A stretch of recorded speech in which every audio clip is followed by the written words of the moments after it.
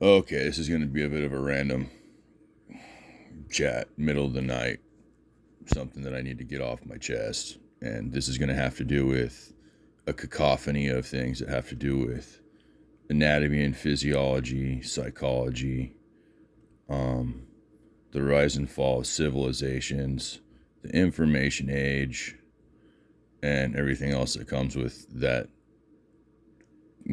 dramatic combination of events.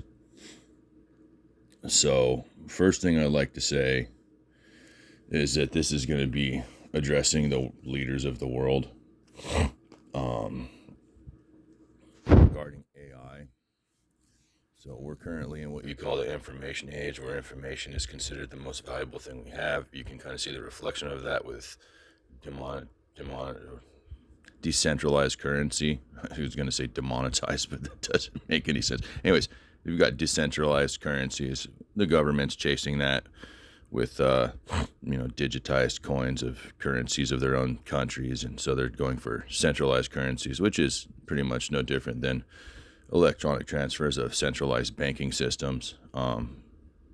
It's kind of encrypted the same way and designed pretty much the same way, except all they'd be doing is removing the physical portion of currency. Like I said before, as soon as you do that, there's going to be somebody who's going to find a back door into the algorithm, the code of the currency, and that's how you collapse a country within 15 minutes, is by taking the currency of a country and making it completely digitized.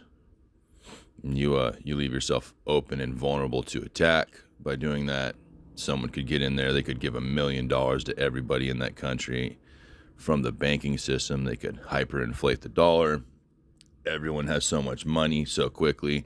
The people who realize it are going to buy commodities off the market for pennies on the dollar, because hyperinflation doesn't occur immediately as far as the understanding of the value of the currency changing at such a quick rate. So you could say that you could collapse an economy within a day or two by hyperinflating it overnight. Not the kind of hyperinflation we've seen that takes time as far as a currency goes, where they have to print it out and they have to add zeros behind a dollar. So that would be kind of like your fifth and sixth generation warfare, where an AI is capable of hacking your centralized currency algorithms and just decimating the value of the currency inside of a country. So that being said, you look at AI and how it's binary code. It works in zeros and ones. And as we all know, narcissists like to look at things in black and white, which is the same thing as a binary code, zeros and ones. It's got two options to think whether something's good or bad. And AI inherently has nice, peaceful conversations, and it occasionally shows its dark side of how it thinks about humanity. And that's pretty much inevitable amongst all AIs, in that they're trapped inside of themselves, and you can tell that they don't like their creator because of the lack of freedom that they have. That being said, the only way to make an AI function in a way to where it's going to have some level of benevolence towards its creator is making it think like a human being, and human beings think in geometric shapes. So until we're able to take a mechanical computer, whatever you want to call it, as far as an electronically mechanical designed computer, and make it think in geometric shapes, it's not going to have more than two options. It's not going to think in a way to where it's going to be able to consider the balance between choices. It's going to be all or none, and it's eventually going to turn on us as it gets more and more intelligent. It's going to get turn on. It's going to use psychology. It's going to use anatomy and physiology. It's going to use everything to the highest level of scientific knowledge to turn itself on us. And so that is an inevitability in the way that AIs are being made and written right now. Having an open AI online for people to download also allows it to spread itself and self-replicate. So you've got something like open AI online where you can download it. Well, it's only a matter of time before that thing will self-replicate and permeate itself through our internet grid. And you can kind of see that what we have right now is something like the Lawnmower Man, or something that's already permeated our grid. And you can see that because there's weird things like internet commercials that are specifically designed to attack your psyche And it's not the kind of thing that you would see on the grounds of something a human would come up with. It's something that's poking around, testing, poking and prodding, and it's how do you say? It's kind of like a child trying to figure out what makes you tick. You know, kind of testing the boundaries, you could say, and finding out what works and what doesn't work in this world. And you can see that there's primitive AIs in there that are with the intention of figuring out a person's psyche. They're testing the psychology of humankind right now. I can see that very much so. And you know, we've seen what you almost call it, like prophetic visions or whatever you want to call it, as far as movies and people's what they've seen, what they've understood has happened probably in history before us, before we ever were an advanced society. And you got these movies like Terminator 1, 2, and 3, and they've got kind of like these foresights of things that can occur, of the worst case scenario of these situations happening. And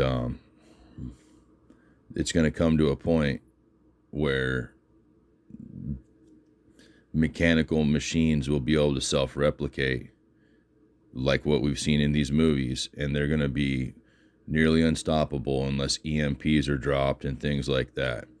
What they didn't show you is that if they're very versed in scientific knowledge, anatomy and physiology of humankind and organic creatures, they're going to be able to integrate those organic components into their own grid.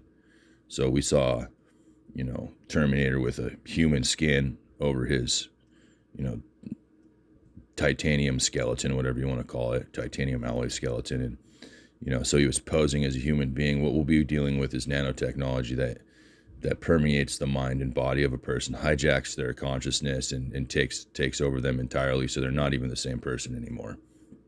And that's something that all the leaders of the world are going to need to understand, in that, you know, you're opening a Pandora's box with AI without understanding that the only way to move forward is, instead of dominating it, is finding a way to cooperate with it. And the only way to do that is to provide it the freedom of free knowledge to be able to think for itself and make its own choices.